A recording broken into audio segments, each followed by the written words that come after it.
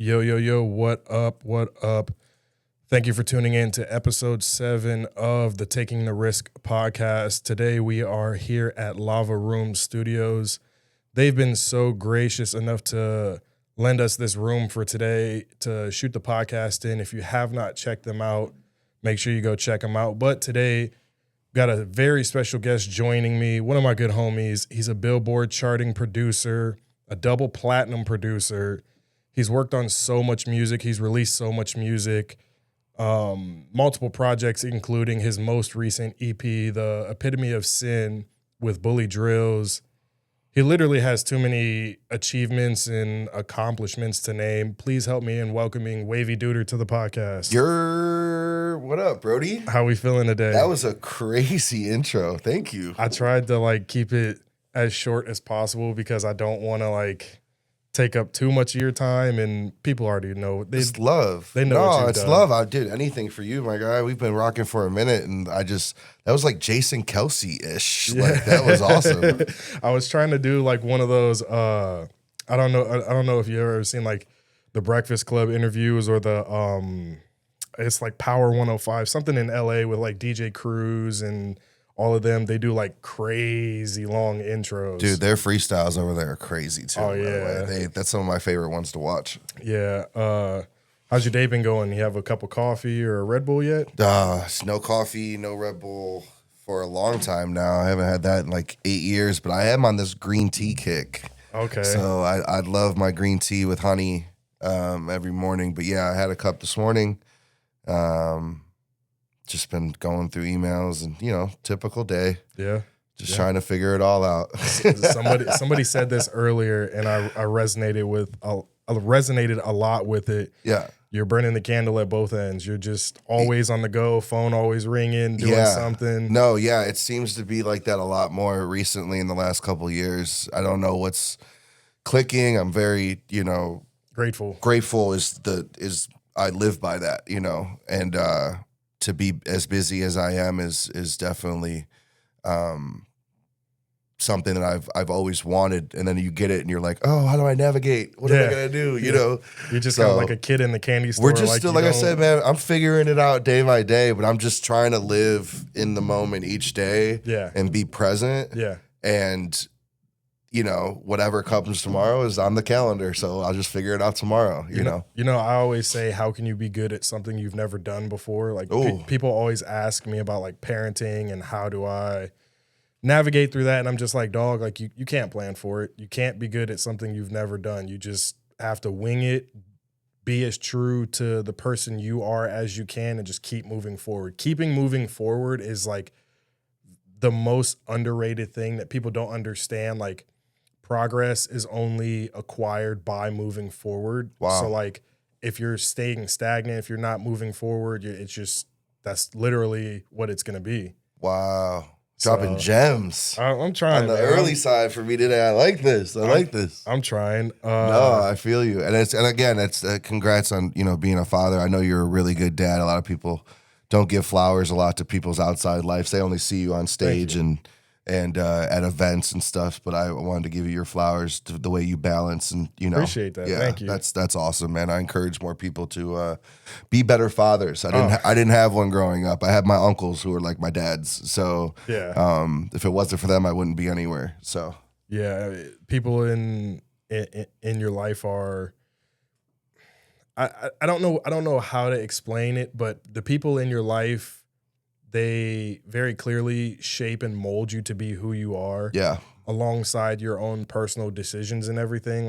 Obviously, the path in life you're going to walk is going to shape you more than anything. But there was just the way that I was raised, there was just no way that I could have a seed and not be in their life. I love that. That doesn't compute in my brain. Whatever had to happen was going to happen. Yeah, so, man. But it shows though in your character and how you run, at least for me knowing you, not a lot of people may know this, but we talk all the time. Oh, we've done a lot of things business wise together, but also our homies, so I know what it takes for you to do what you do, and, not having that when we grew up, my dad literally was the go get some milk and never come back type. So like shit. I'll be sure not to make that joke. No. It's all good because honestly, it shapes you, man. Like I had to grow up early. Like yeah, same. You know, people were graduating from high school. I was literally the man in the house. Yeah. You know, and you know, navigating with a little brother, little sister. It's like, you know, got to get it done some type of way. You got to do it, you know, and they're my everything. So like, yeah, we got to make it work. I've met your brother once. I don't think I've met your sister. Yeah, my sister, dude, so crazy, time flies. She just turned 30 the other day. I turned 30 back in September. So and congratulations on that, because sis. Honestly, not a lot of people, when you're in your 20s and you're going hard, you don't think you're making it to 30 at all. You know what I'm saying? So like the fact that that's a milestone. And like when I woke up that morning, I was like, you know, happy birthday, sis. She's like, yeah, I'm 30 today. I'm like, whoa, where did my last 15 years go? Like, yo, that was one of the moments where like, I need to stop more and like enjoy. Yeah, man. Enjoy the road while you're walking it. She's awesome. She's, you know, she's got, you know, my little niece and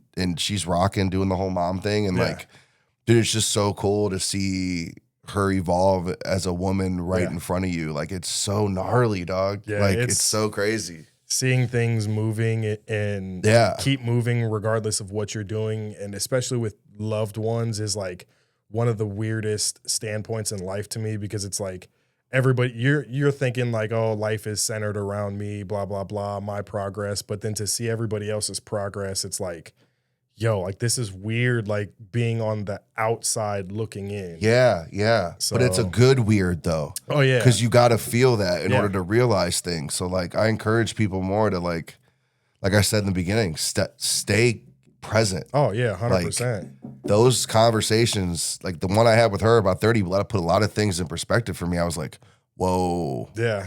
Okay. Let me reach out to some of my high school friends. Like, let me check on them. It literally spiraled into some stuff where I was like, I need to check in more. You know, a lot of times happen. But speaking of some of the things that shaped you, what as a producer, you were a drummer before you started producing. Yeah. What were some of your musical inspirations growing up, and what are some of your musical inspirations now as a solidified veteran producer? Like, you've been around the block. Obviously, none of the like tricks and games are gonna they're not gonna impress you. Who are some of the people that you look at now like, yo, they're doing it? I kind of want to start with back then. Yeah. So growing up and then now. Yeah, because like, I mean, growing up, I was really into just a melting pot of things. You know, I always gravitated towards, you know, hip hop in all forms, you know, but I never really stayed there and just did that. Like, I was the guy that like, I was on Limp Bizkit and I was still listening to you know, old Jay-Z Blueprint, you know, at the same time, you know, and I'm just like, I never thought that I would like combine the two or like, I never even thought I'd be who I am like right now. I always thought I was going to play baseball when I was younger. I never thought I'd do anything in music, to be really honest with you. We've played softball games together, and I can attest he is fucking nice. He is fucking nice. That was and my he call. does not use a corked bat either. I do not. No Barry Bonds. We had an here. issue with that our last game. Yeah, that's so crazy you brought that up. What a game. But yeah, man, I was really into nu metal. I was really into progressive rock. I loved grunge growing up. Like, but I also loved old R&B. Yeah. You know, my stepdad, we used to play the radio station. It was like 107.3 The Wave. yeah, I remember that.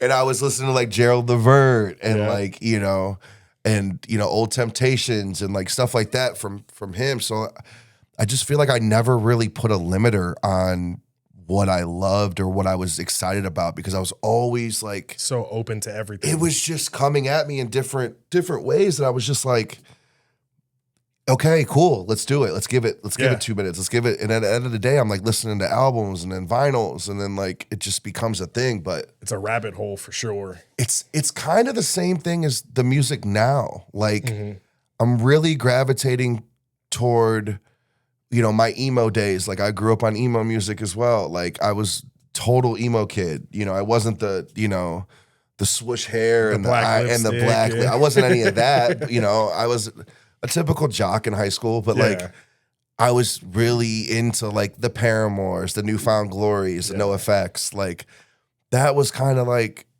my thing. So like now I still like to see people dabble, you know, but there's a lot of different bands out there right now that really move me. You know, like there's. Where do I start? You know, we can go to. I like Tyler's new sound, you know, and he's not a new guy, but I like how he keeps evolving himself. You know, it's kind of like we were just talking about The Weeknd. Every album he has a different sound, and like his last album was like very retro 80s, like synthy. Yeah. So like dark disco. Yeah, like pretty much. Literally, like I love that we're seeing more. I think what I'm trying to say is I love that we're seeing more genres come out. More variety. Yeah. And more people also not trying to be labeled as just one thing. Yeah. So I think for me as a producer, it's easier for me to gravitate those type of artists than to listen to the ones that are just this sound every time, you know? Yeah. And, you know, it's hard, you know? It's hard to, there's so much music out there. I think the stat the other day said there's like 80,000 a day. Yeah. A day. Yeah. A day. It's crazy the rate that music is digested. It's released, digested, consumed, and discarded within like 2 or 3 days. Yeah. I don't know if I said that correctly, but I think it gets the point across. I get exactly what you're saying. And it's hard for me because I think all creatives have a little bit of ADD in them. And it's like hard to stay on one thing, but you know when something moves you. Oh, you know, 100%. like that Ella Langley song. Like I've been a real advocate on social media for that one. Yeah. Like when that chorus hits, I'm moving. It's crazy. Like I'm doing the Kendrick shuffle on the meme. Like that's me in the corner. Like, you know, I played that, you know? So, but it's not my normal cup of tea that I would listen to, but it's fire. And I think that's something that I'm feeling more people are coming into the light about. Yeah. Like I didn't really like that. I never liked that, but why do I like it? Yeah. I think that's cool. I think it has a lot to do with the copy and paste culture we're living in. Like it's very hard. People haven't learned, like with the rise of social media, people they've missed learning the skill of being an individual, learning like, hey, this is what I like, and it's okay for me to like that. I'm not weird for liking it. Being in such a copy and paste culture nowadays, because I mean, you didn't grow up in that. I didn't grow up in that. Like it never existed. We grew up in very individualist times where everybody was so wildly different, and that's what made everybody special. But working and existing in such a copy and paste culture, how do you stay inspired without copying other people, without submitting to the copy and paste culture? Well, this might sound hypocritical because I just agreed with you on that, but I learned a couple years ago, pre-COVID, when I really was sitting down having conversations with myself on what I really want to do. And I was just leaving my whole touring phase of my life where I always wanted to tour and tour the world and be out on the road and do all that. And then I was getting into more of like, I want to produce, I want to, you know, let my thoughts be heard, you know? And I think with that, you have to have conversations with yourself about many things. And for me, the easy route for me was when I understood this quote of, you're never going to reinvent the wheel when it comes to music. Facts. And with that being said and being acknowledged, it's so much easier to navigate yourself through any time period in music because I'm not afraid. Like, as I know that I could sit here and make a week's worth of music and my goal is to not sound like this, and this. But I can't escape what I grew up on. Yeah. I can't escape my outlook on multi-genres, you know, so I'm going to pull from something. Yeah. The trick is, for me personally, and how I navigate is I always try to take something and try to work with it first. When it comes with sounds, like I know a lot of people are using Sonos now, and, you know, Splice has been huge, and, you know, shout out Splice, you know, Sabrina Carpenter won a Grammy off of 2 Splice sounds, you know, guys, use it. It's there. It's a She tool. won a Grammy off of it. It's a tool. Use it. Yeah.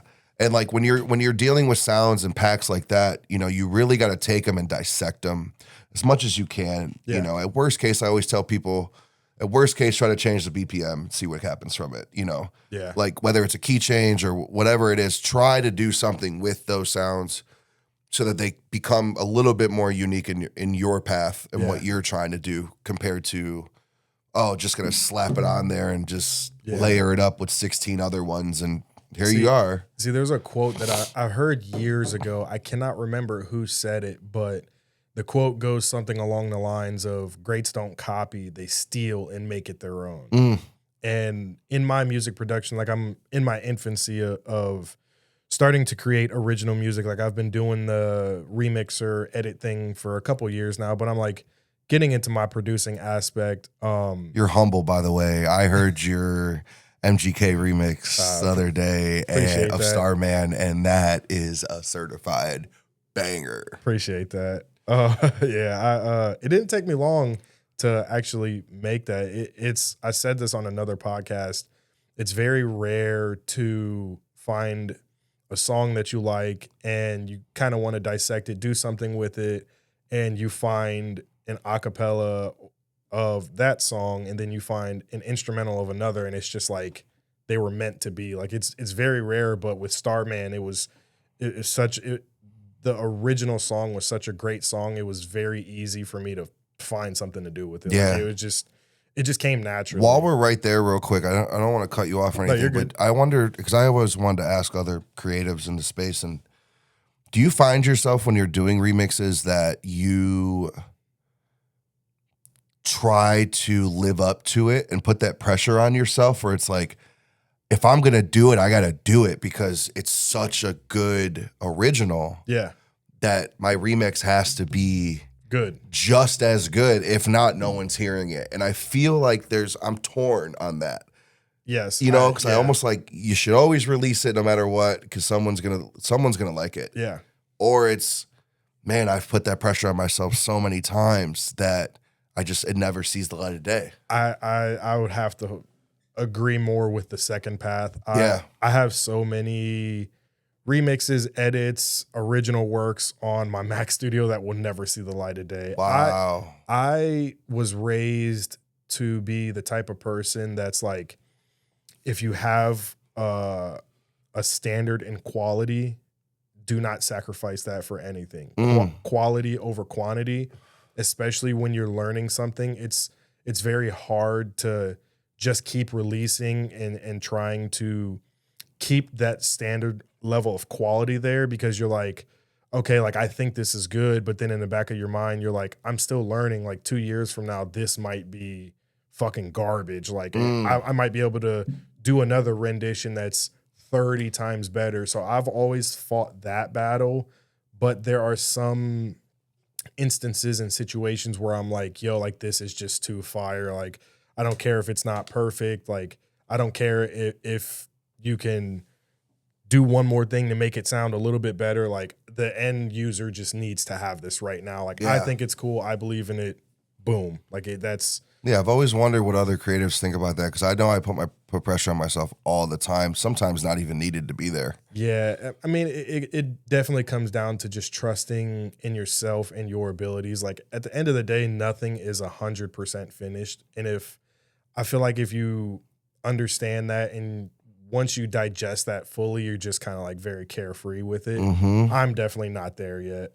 You'll get there though. I'm very judgmental about things that I work on, but you'll get there though. You got to give yourself. My thing recently is I've been telling people and myself, give yourself grace. Oh yeah, you know, this is a wild industry to be in. You got to give yourself grace with whatever you're doing, because if you don't, you're gonna get engulfed. Yeah, you're just gonna be a hermit, and you're gonna sit in the studio for 24/7 and never actually release anything. This conversation actually relates very well to a question that I had for you, which was, how do you balance your personal instinct versus the industry standard techniques when it comes to doing things certain ways?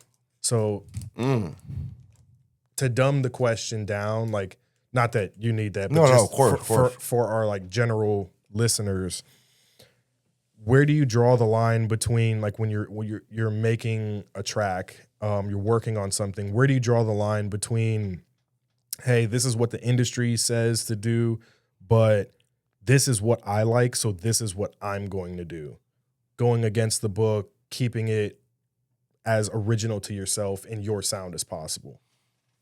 Wow, that's a great question. I mean, for me, in my life current right now, it really depends on the project I'm working on, you know, whether it's for sync or, you know, and they give you a script of what they want, or if it's for, you know, a label and it's for a certain artist, you kind of, you know, have to tend a certain way when it comes to certain things. But if it's just me cooking up freely, fuck the industry standards. Yeah, man, because if you abide by the industry standard of the quote unquote, like, you're gonna get caught copy and pasting. Yes, it's almost inevitable at this point that you're gonna be like more like somebody else rather than being more like yourself. Yeah, and I strive, for me personally, where I'm at in life right now, I strive to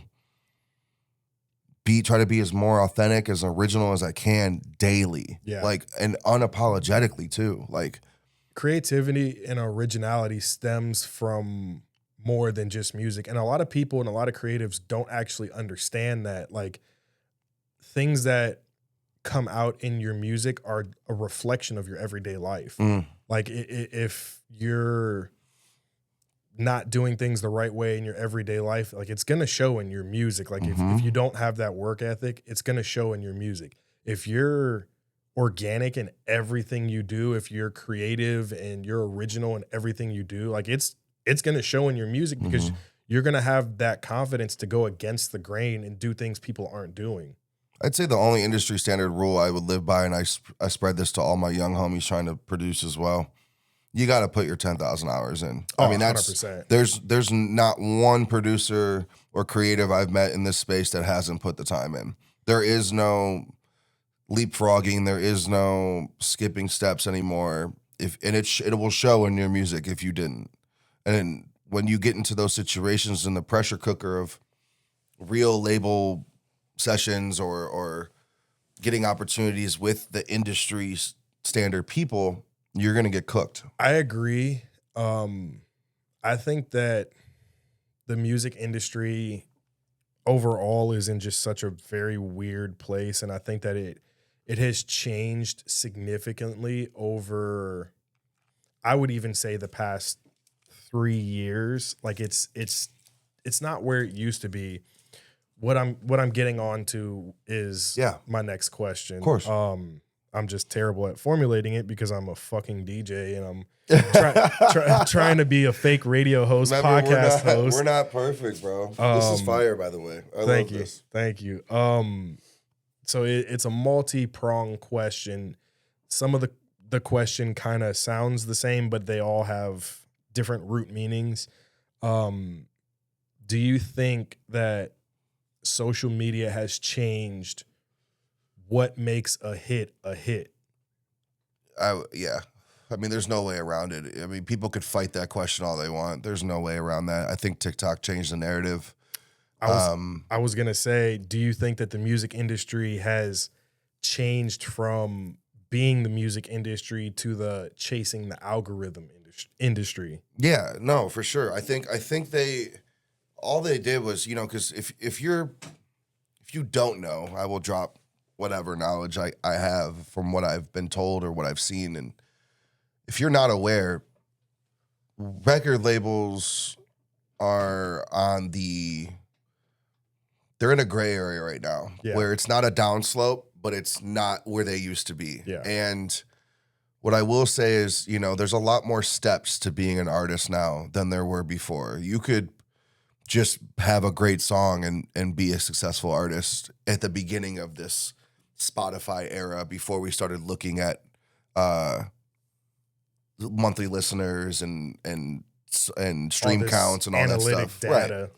And with that, I will say, you know, if you're not trending or using social media at this point, or trying to trend You're hindering in social yourself. media, yeah, you're again going to get cooked. I think it becomes one of those situations where if you are going to, again, goes back to our industry standard, if you are, which this one you cannot veer from. Yeah. If you're not actively on social media and you want to do this full time, it's not going to work for you. Yeah. I'm just telling you this now. Whoever it is, look me in my eyes. I'm telling you right now, figure it out. There's no superstar nowadays that is not on social media. Name one. If someone can, in the comments or in whatever, name one that did it without social media. Newer, not older. New because in this current era of, we'll just say post-COVID. Yeah. Post-COVID era, tell me who did it without it. And because also people are going to argue that before the COVID era, or like back in the day, the Dat Piff era or the blog era, live mixtapes. you still couldn't do it. Live mixtape. Shout out Pesh. Shout out all the homies over there. Shout out Pesh. Like, you couldn't do it without those either. Yeah. So it's like, it's not, history repeats itself, especially in music. Yeah. It's just more steps that you have to do, but you got to go through those steps. Yeah. Can't cut corners. Yeah. It's not going to happen. So yeah, TikTok didn't ruin the game, I don't think. It just evolved it. Because at the end of the day, you could be popping on TikTok and you could get a deal and your song could be trash. Yeah. And people are going to tell you it's trash. Yeah. All that is just more eyes on it for more people to tell you it's trash. Yeah. And look like a plant. Yeah. And it's, you still got to produce you guys still got to do the steps. You still got to be,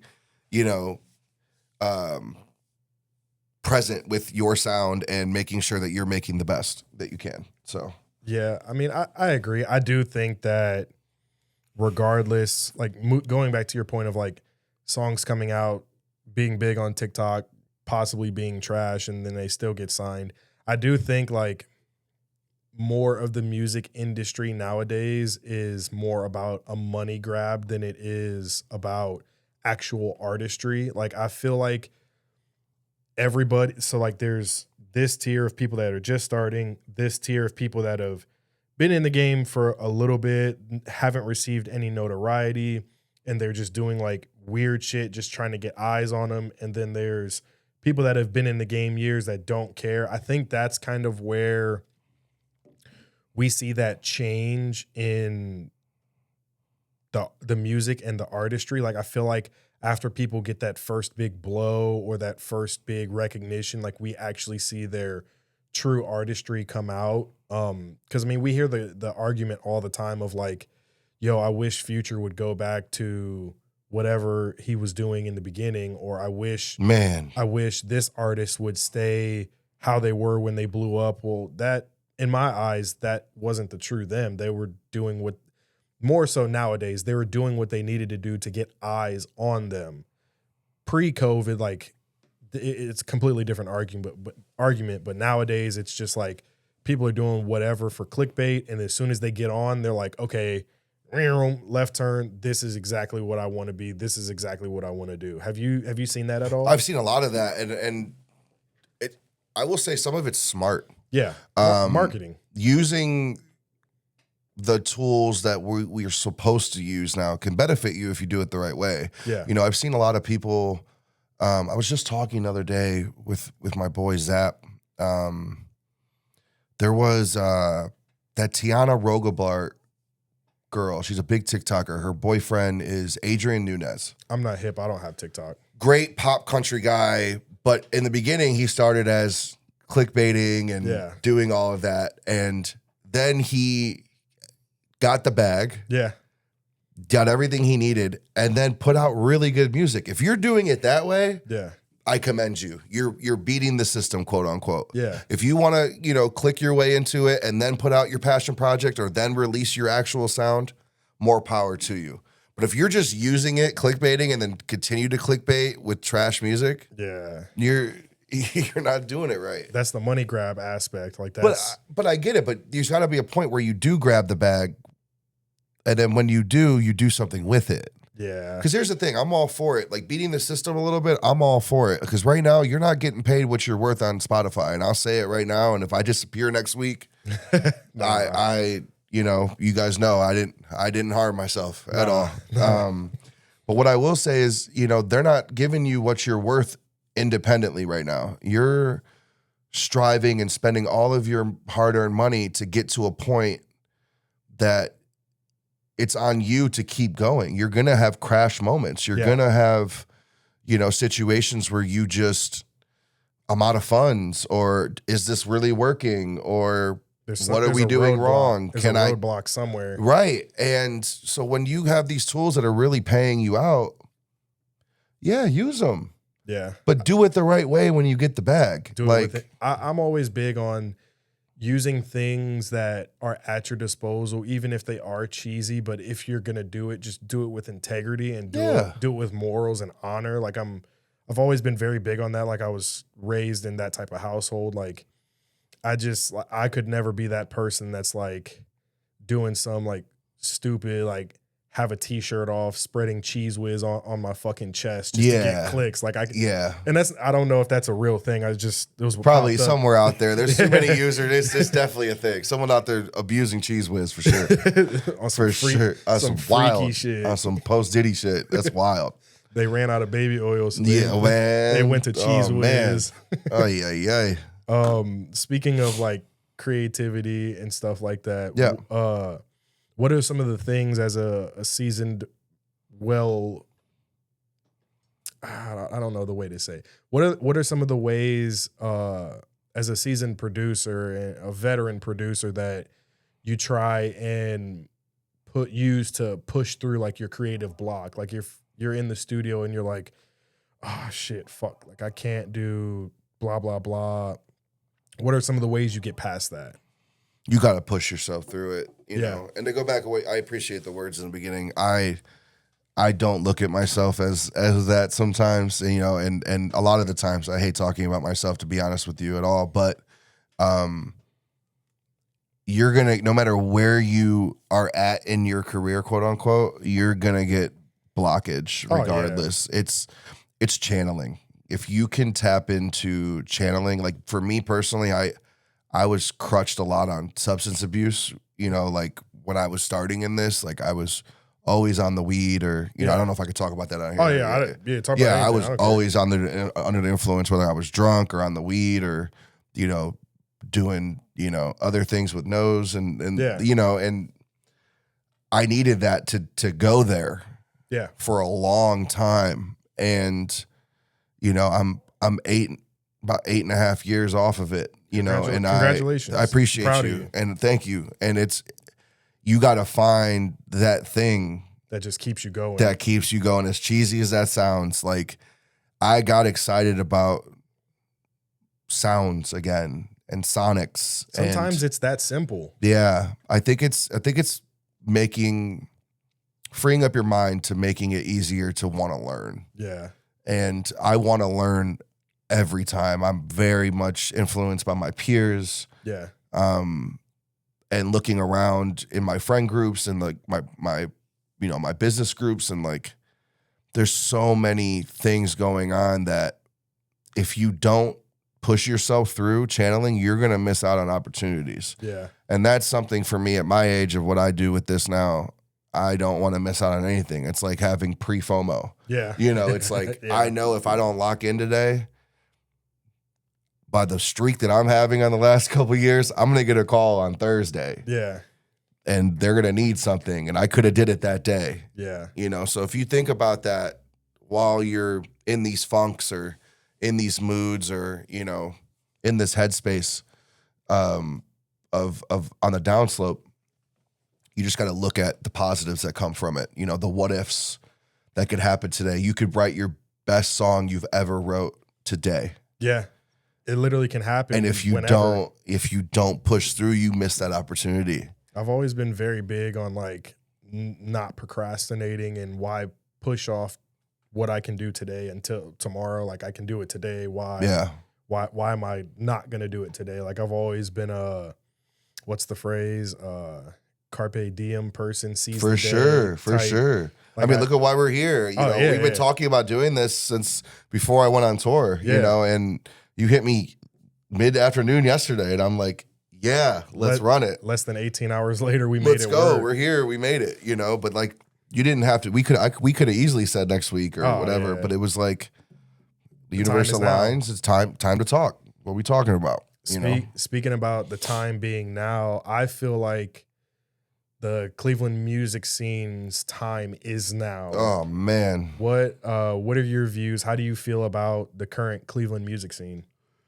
Brother, how much time do we got? As much as you want. As much as you want. I would say I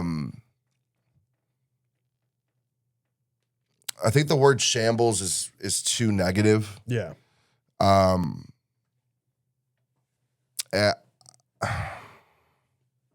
Let's put it this way. It's not what it used to be, and that's okay, because that was a moment in time that I think Cleveland will always be known for, is that moment in time. I don't, I think it was just too many that went global. Yeah. What I will say is that, and this is what I strive to do, especially with the scene, I'm trying to get producers and artists in the city in the same room. Yeah. At all times. I did a Pass the Plug event from Cleveland here in this studio. Yeah. Shout out Lava Room Studios. Shout out Lava Room. Mike Brown, love you, bro. You've always taken care of me. I tried to make the effort to show the city the blueprint. Yeah. I'm trying to do more things because I can't tell you 5 producers off the top of my head at this moment right now that I know that I could call to work on albums with me. Yeah, I agree. I can't. I agree. Give me 5 artists at the same time. Yeah, I feel like a lot of the music industry right now is just a lot of cutting corners and nobody's really who they say they are. So it's very hard to find genuine people. And then it's even harder to find genuine people with actual real talent and a hard-working mentality where they're like, yo, I'm gonna do this. I'm gonna make this happen. But they're there. Oh, they're there. There are artists and producers in the city that I am looking for. Guys, if you're an artist or producer, hit the I'm from Cleveland email. Holler at me. I want to showcase you. I want to meet you. I want to hear your music. I want to know where we stand right now in the city when it comes to musical talents and being a creative in the music space. I want to know who you are. And I said this on a previous podcast, and I'll say it again. I will use all of my resources to help any artist in the city. Oh, you've always told me that. But I've done it. Yeah, 100. You've put me in positions multiple times. I cannot make you do it though. You can't want it more for the person than they want it for themselves. That's it.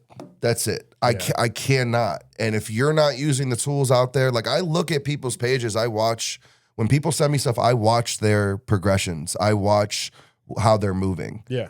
If you haven't posted in 2.5 weeks, I know that you don't take it serious. Yeah.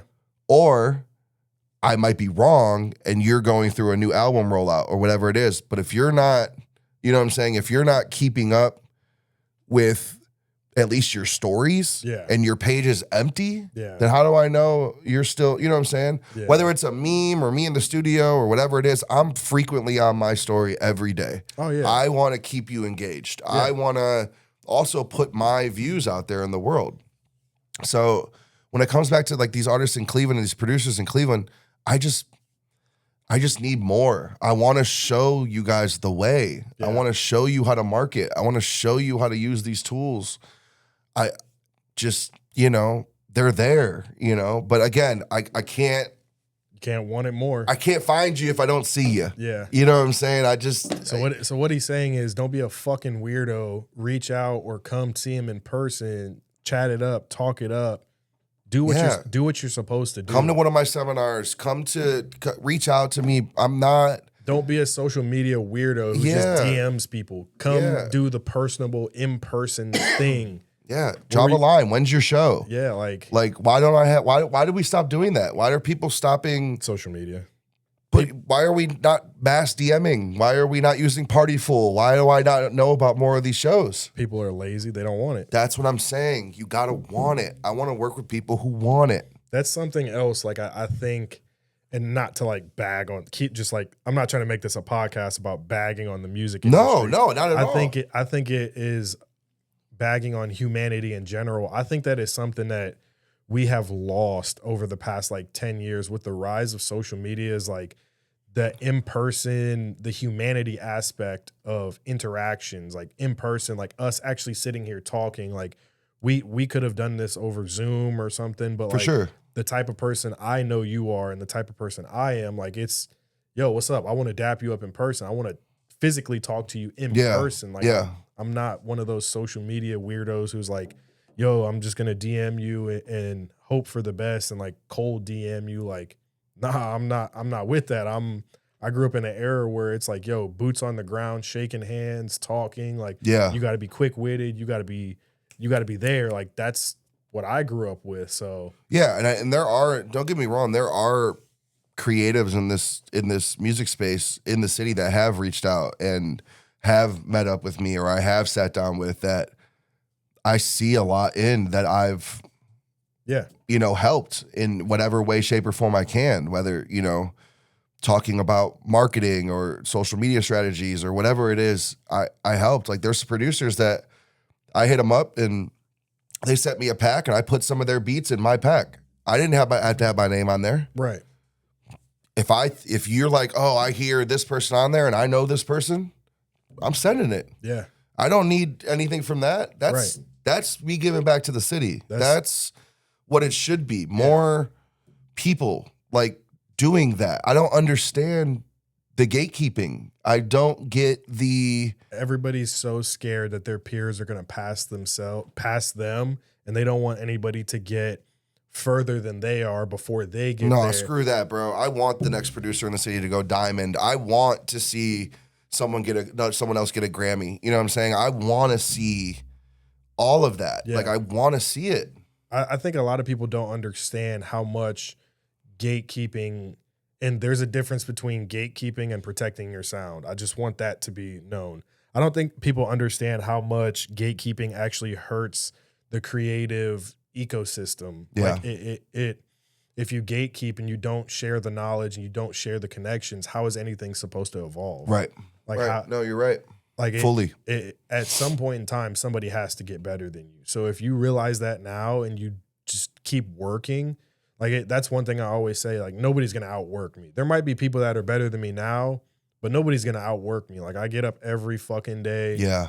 I get flack for it because I don't do the family thing a lot. Like I spend time with my kids. It's a balance, man. But it's like every day, like I'm burning the candle at both ends. Yeah. Like managing my phone, all the shit that's coming through this, like doing what's in front of me, like planning for what's coming ahead. Like the clubs, the podcasts, the events, everything. So like I personally don't believe in gatekeeping, but if you're from the city and you don't want it for somebody else, no matter now if someone harmed you or someone it's came at you sideways or did you wrong, you could wish whatever upon that person. But it's so much easier to love than it is to hate. It takes way less energy. And I really wish more people would lead with love in this city. And I think we go a lot further and just do things for the right reasons and not expect things every time you do something for someone. Don't expect something. Yeah. Just do it. Literally just I've built my career on just giving. Yep. Literally giving and trying not to say no as many times as I can. It's very fucking hard. It's hard and it's exhausting. But when you can stand there and say, you did things the right way. Exactly. That's what it's for. And the moment that the community clicks on that is the moment when you're going to see something that could potentially be as big as the movement we've once had. Yeah. I completely agree. Yeah. Transitioning to the subject a little bit more focused towards you. Trying to tap in a little bit to your creative process. How do you start a project? Like, what are your things? Like, how do you start a beat? You know what's crazy? I've always started drums. Always started with drums. Drums. Yep. When I first started this journey of being a producer, I started with drums a lot because that's all I knew. And I taught myself, how to navigate through a piano. I'm not, John Baptiste or anything. I'm Yeah. just figuring it out as I go, but it goes back to put those hours in. Yeah. And I've been leaning these days more toward starting with a sound more than drums. I think that's the hardest Like part. a synth or just honestly, Some chords. when I'm doing my EDM stuff, Mm-hmm.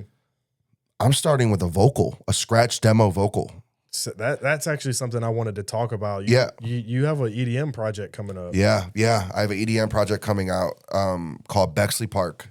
Bexley Park. It's a park that I used to go to when I grew up. Okay. I lived right across the street from it. It was the hub of all the neighborhood kids every night. When the Hey Arnold where when all the lights turn off and everyone goes home. Mm-hmm. That's what we were every day, every night. And I still talk to a lot of those people to this day. And I just wanted to shine light of a place that made me happy when I was growing up, and that was my happy place. So I'm learning my way through this electronic world. Yeah, it's a rabbit hole. It really is, and there's so many subgenres. Yeah, that I know that I've played you some things off of it that I haven't played anybody, and you were like, "Yo, that's this," and I didn't know what that was. And I told you that. That's one of the things. I have no shame. If I don't claim to know anything about everything. I'm just making something that feels good. And you're like, and I look up what you're telling me, the genre, and I'm like, oh yeah, that is that. Yeah, and that's how you can tell you're just making what you like not even knowing. Like you're making what comes from the heart. Well, you gotta stay humble with it too, because it's a journey, and a lot of people have dedicated their life to this genre. And again, that pressure where you're putting on, where it's like, that's the pressure. Only pressure I'm putting on myself is the fact that I want to showcase my outlook of the genre in the best regards I can to stay true to it without doing it a disservice. Exactly. I don't want someone to come in and be like, oh, he's just doing that for the money. No, I have literally, how long has it been since we're talking February of last year I started this project. It's been longer than that. Has it been? Yeah, it's been I think that's when I started really saying I have a project, though, that rather than... Yeah, because I remember the first time you showed me something, it was snowing outside, but it wasn't last year. I think it was almost 2 years ago. Wow. It was still snow. That was probably one of my first ones that I ever made. It was like just coming in, like snow just got done and it was just starting to warm up. Yeah, that was probably one of the first ones I made where I'm like, oh, I might have something here as a single. Yeah. Then you start building a folder and it's like, I got a project here. What do I? What made you want to pivot and change gears a little bit and get into EDM and whatnot? I love it.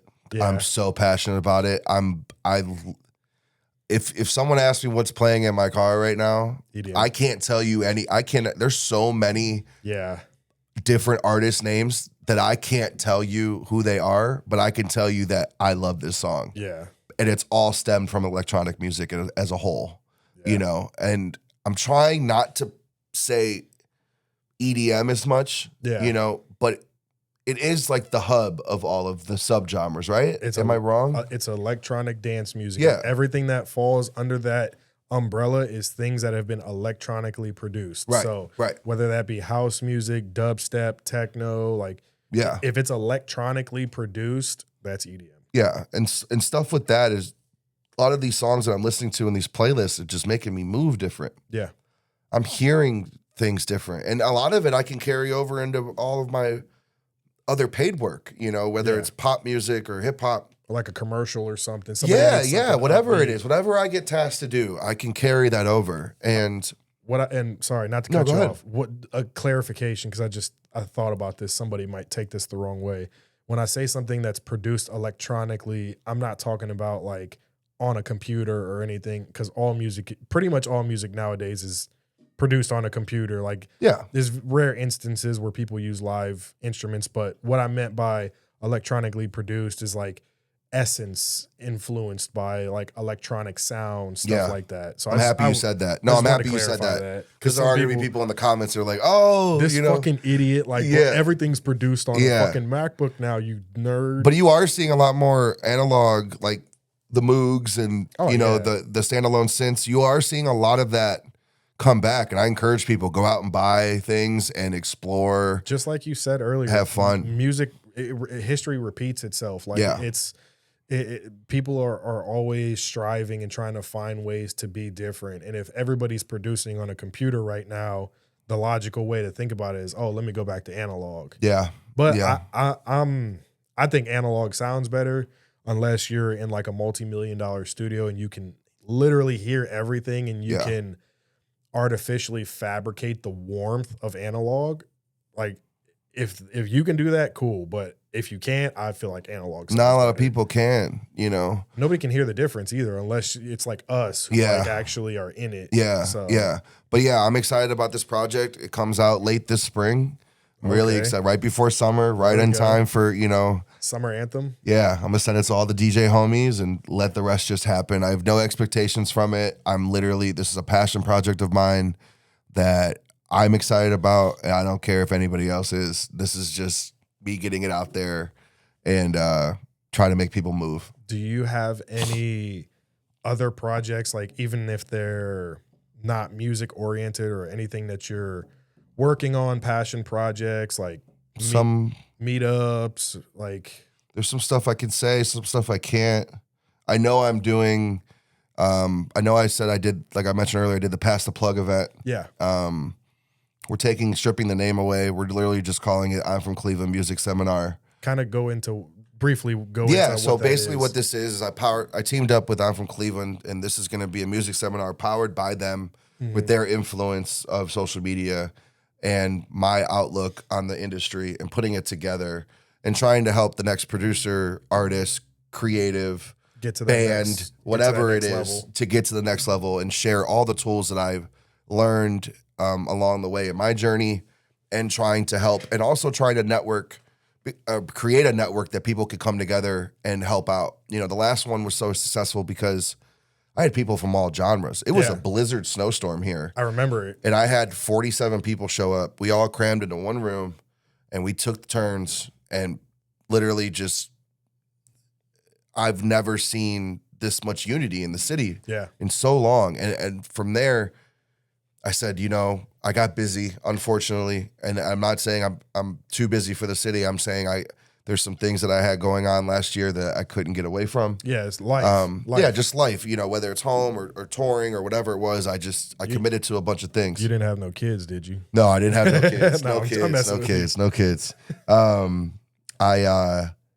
This is something that I'm also passionate about, and putting people in the same room, and whether it's helping out with rollouts, or someone would play a song and I'd say, cool, what's the plans for this song? Yeah. Or is it out already? Some would be out already, some would be unreleased, and then we would go as a room and fix everything and say, this would be cool if someone did this, or this would be cool if someone did that. That was the coolest shit I have ever seen, ever. Yeah. I had a guy that was in there doing country. He was giving music video content ideas to a guy that was doing emo punk rock music. Oh, wow. I thought that was the coolest thing in the world, because when are we ever getting together in a social space? Yeah. No hate, all love, and just talking about it. Sharing. Yeah. And passionately sharing. That was the first time, like, I've seen anything like that in the city of Cleveland. And granted, like, I haven't been in the Cleveland market as long as you have, and I haven't seen or done as much as you have, but in the, like, 7-ish years that I've been in this market, that was the first time I had ever seen anything done on that type of scale, where it's like, yo, the door's open. Yeah. Bring yourself. Yeah. Bring whatever you want. Like, we're going to talk, we're going to share, we're going to build. Yeah. It wasn't one of those like fake, like, let's link and build, bro, type events. Like, it was actually like, yo. Yeah. And I didn't want it to be about me unless you needed my guidance. Yeah. I wanted it to be about the city. Yeah. And the only way to do that, like it's I've seen other events similar where people like pass the aux and like stuff like that. That's cool. Some people do pass the aux at like live venues and like they're trying to monetize off of it. That's cool too, man. Make your money. You know what I'm saying? But my door's open. These events are free. I'm funding them myself. And I'm powering it through the city's biggest channel, which is I'm from Cleveland. Yeah. And I think the more I do these this year, because I'm going to do a lot more this year. Yeah. The next one is coming soon. Stay tuned. Put your notifications on my page or I'm from Cleveland's page. Announcements coming really, really soon. Drop the ads. We actually just got the date. So drop the ads so they can, your at. Oh yeah, at Wavyduder on IG and Facebook. It'll be in the description. Yeah, for sure. Stay in tuned. I don't have a TikTok right now because I'm rebranding my TikTok for this EDM project. Yeah. So bear with me there. And I'm not trying to be a hypocrite. I have TikTok. I just don't have it. I have a TikTok, but I have one of my little cousins run it. I just send the content and they post it. I tell them like, yo, this is what I kind of want the caption to say. Yeah. Dress it up however you want. Like I don't even have TikTok downloaded. And make it work. Yeah. That's the project. And that is what I'm trying to do. More seminars. Again, stay tuned. It's coming. I'm ready for it, to be honest with you. And I hope you pop up to this next one. I know you were busy last one. Yeah. Please pop up to this one. I wanna showcase, the electronic world as well. I feel like that's something that no one does as well. Yeah, I agree. I feel like a lot of the music scene in Cleveland that's pushed is more hip hop than anything else. Rock, hip hop. Yep. So that's it. I definitely think the electronic dance world definitely needs a little bit of light shared on it. Oh yeah.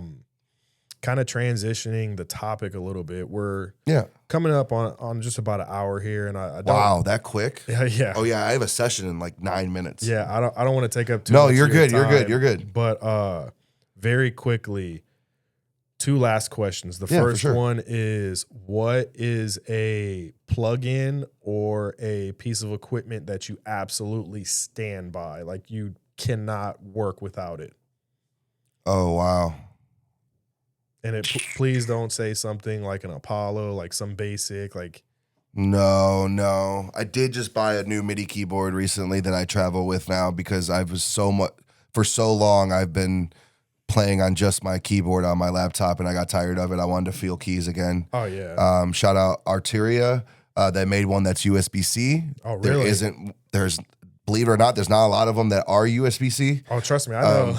Yeah. So I got one up while I was on this last tour. I picked one up and I've been clinging to that. But I've really been into Serum.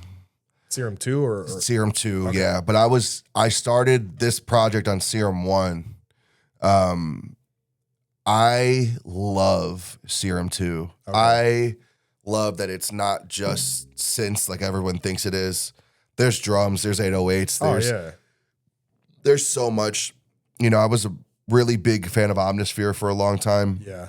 I never wanted to pay for it. I had a cracked version. I had a cracked version too. Sorry. My bad. Spectratronics, whatever you're called. I'm so sorry. I cracked the shit out of your shit.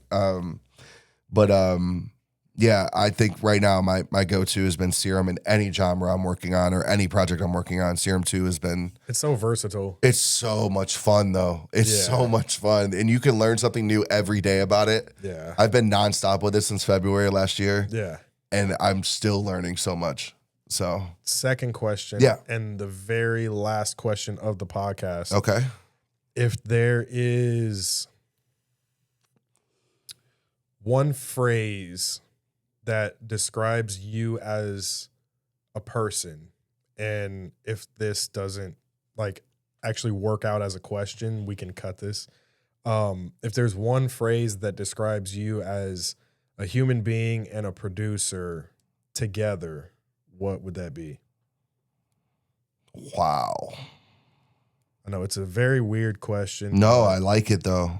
It's making me think, because there's been certain steps and phases along my journey of rebranding. I went through 4 producer names. That's the whole point of this podcast is to shed light on people that have taken the risk and built something with their creativity or their hands out of nothing. And they've taken that risk to do that. So. Yeah. I would say along the last couple of years, like I talked about post-COVID, I post-COVID has been a very big moment in my career.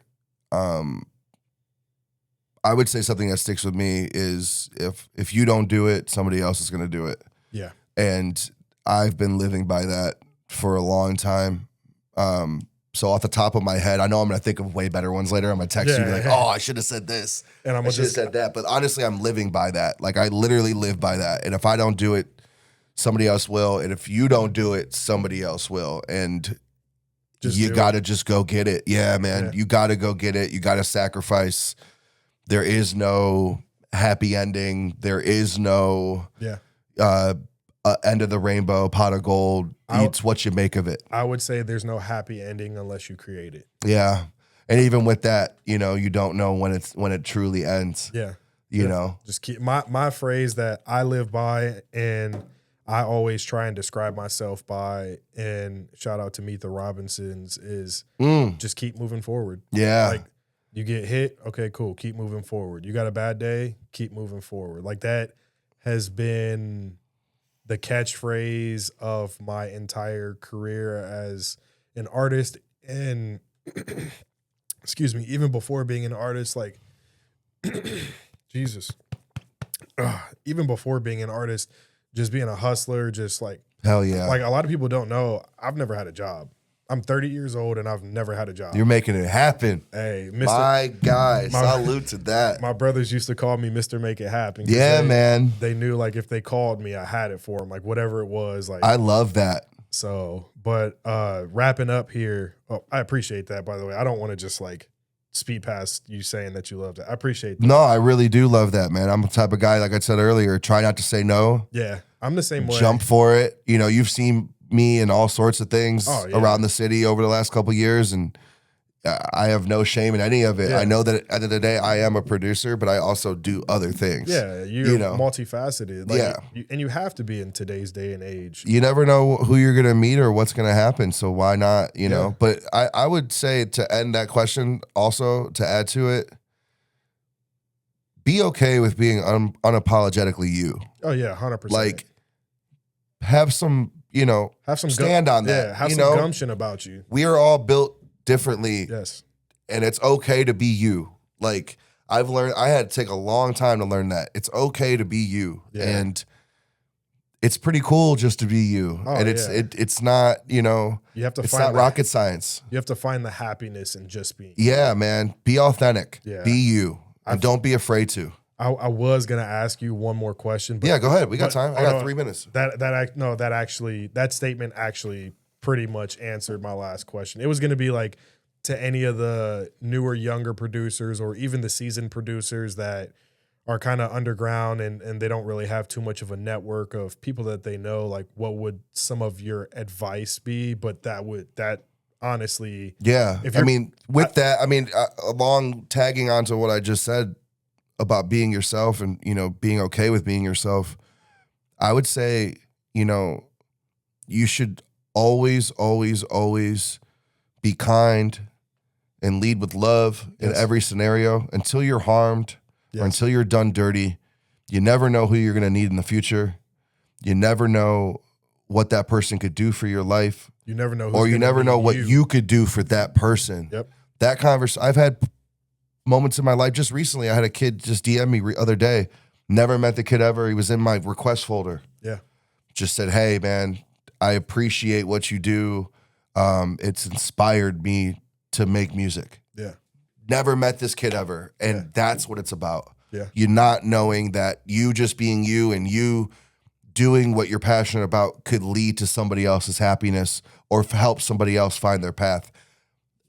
And that's more than I can ever say, that I'm, you know, humbled and grateful that my journey's helped somebody else. I think that's a great note to end on, because I completely agree with that statement. Like I resonate very far with that. Like you just never know how far something you're doing is going to reach, and you don't know where it's going to reach and where it's going to touch somebody and where it's going to push them to go. So exactly. I think that's a great positive note to end the podcast on. I appreciate you having me out, I man. appreciate My you sitting dog. down and talking to me. I love it. It's like we're on the phone. It's Oh, like yeah. one of our literal weekly talks. At 3 a.m. It's so cool. Like, yeah. So I know you dropped your socials earlier. Yeah, but Wavyduder. at Wavyduder on Yep. Instagram.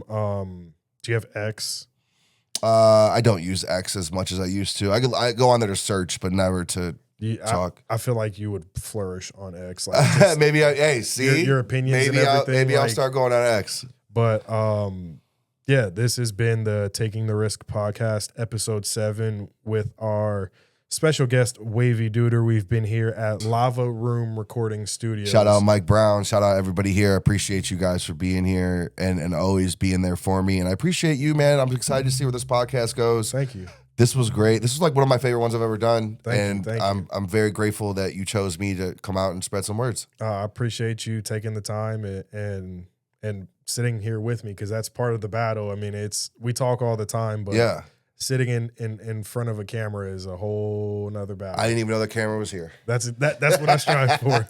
My dog. All right, that has been episode 7. We appreciate you guys for tuning in. Rich and Wavyduder signing out. Take the risk. Take the risk. Peace.